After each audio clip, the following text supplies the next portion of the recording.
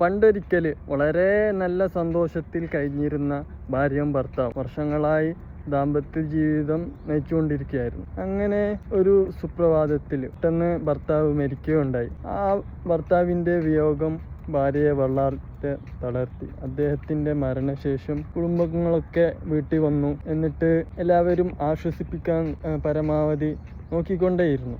ഇനി നിങ്ങൾ എന്ത് ചെയ്യും?